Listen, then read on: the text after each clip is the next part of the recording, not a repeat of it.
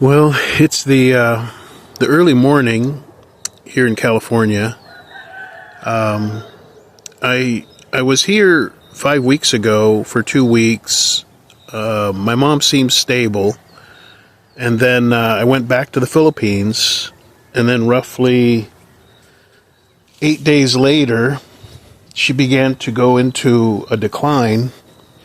So I flew back, and I've been here since for about the last 3 weeks. And yeah, I just thought I'd give a little update. In a situation like this, she's not suffering from leukemia or cancer or anything like that. It's just that since she had her fall and her hip fracture and resultant surgery, the recuperation has been on a slow decline, not a return to her previous health. So at 92, that's why we're at where we're at. Essentially, she went, as of yesterday, she went 44 hours sleeping comfortably. She's not in any pain, and I'm very thankful for that.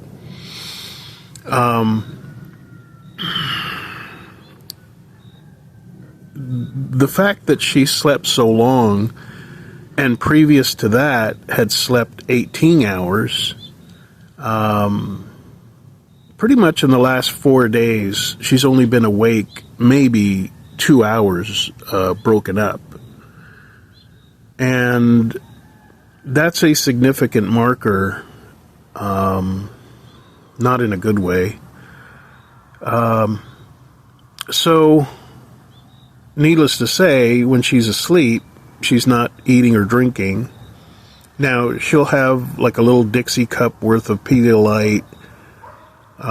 She woke up last night for an hour and a half, around 5 in the evening.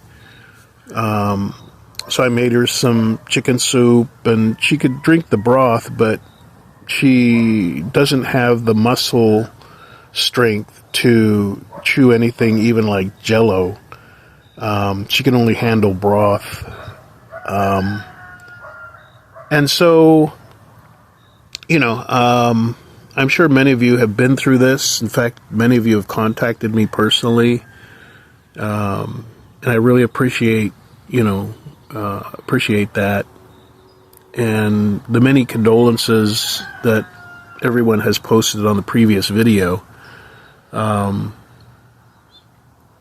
Many of my friends have stepped forward to, again, be there for me and talk and listen to me, while I talked, and it has helped. Statistically, I've accepted the fact that she's pretty much in her last weeks, if not days, my mom, of her life. And I really have to give credit to V. Not only has she been very understanding that I need to be here, people have asked, well, why didn't you just bring her with you? We don't have a spousal visa because we never had intention of living in the United States. And to apply for one right now would take anywhere from 7 to 9 months.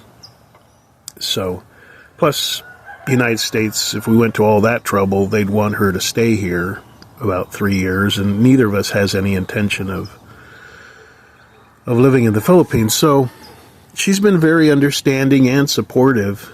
My wife V, in her own vernacular, she said, well, that's the way of life. We're not robots. We don't live forever.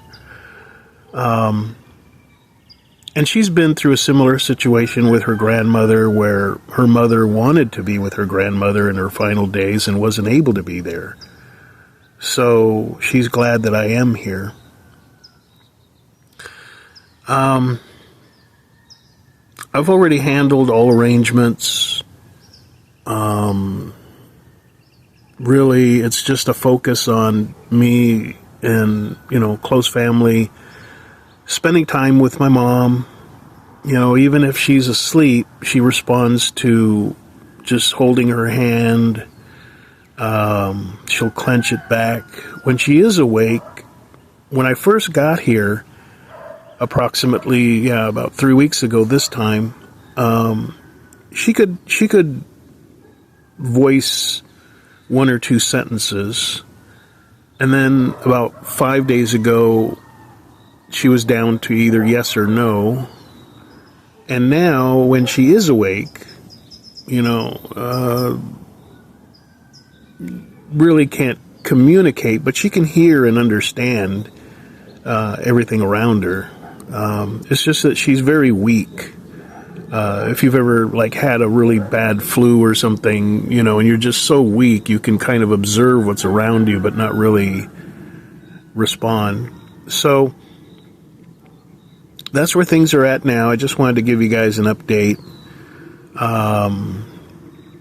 My life, and needless to say, the channel it's all on hold for now, and probably for the next few weeks.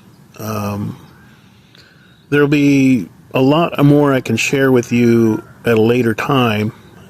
Right now, I just can't justify sitting at the computer editing video. I'd rather be at my mom's side. We have a comfortable recliner next to her hospice bed in the family room. So 2.5 days ago, I decided to just spend all my time sleeping there, and the evening, well, I pretty much sleep part of the day, and then I'm awake during the night, so that if anything happens, someone is there awake with her. I'm already on Philippines time anyway, so it just made the most sense. Been drinking a lot of coffee. So, you've probably heard about the 7 stages of grief. I became familiar with it back in my 30s when my close friend passed away, and what I learned from that was there's no point to me, and I know not everybody can do this, but there's no point to me in losing time or energy, shaking your fist at the sky and going into denial and bartering and depression and all these other stages, when the solution is to reach that 7th stage, which is acceptance. And, I had, when I first returned here, a real shock in how my mom's situation had deteriorated, even in just the space of 2 weeks. And I just, found it easier for me to skip forward to accepting this is the new reality. I need to focus on being available for my mom, making her as comfortable as I can. Hospice has been fantastic. They have done an excellent job. A state-of-the-art air cell computerized bed that redistributes her weight. I mean, every medical supply we could need, they have it here at the house.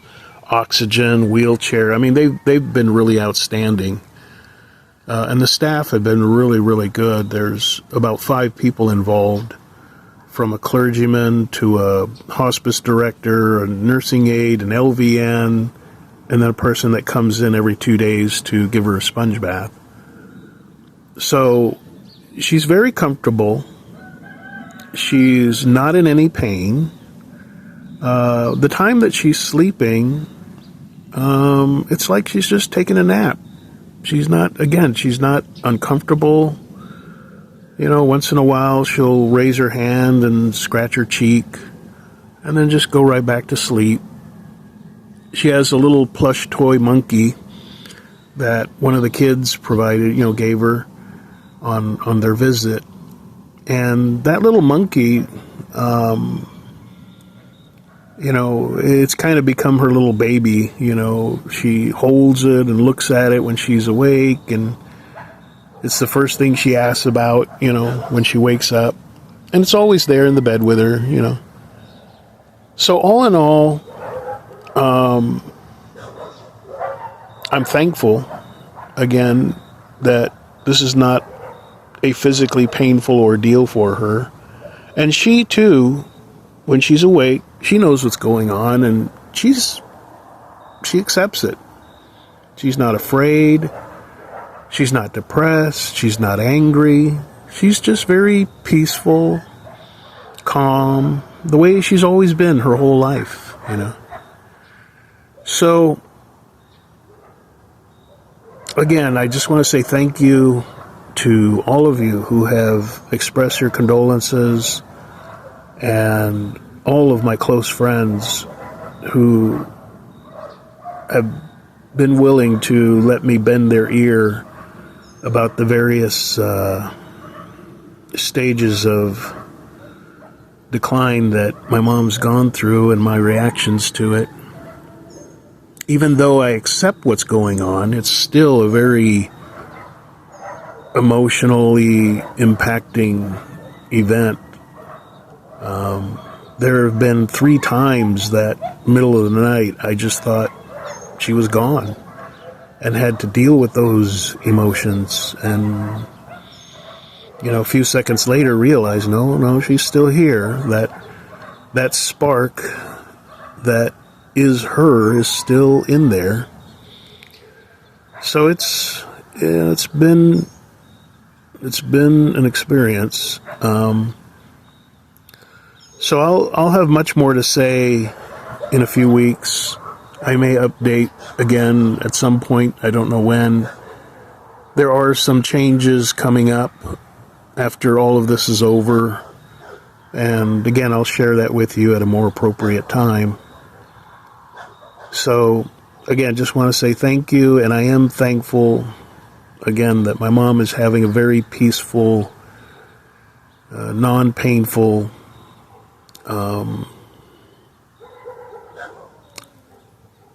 final days in her life.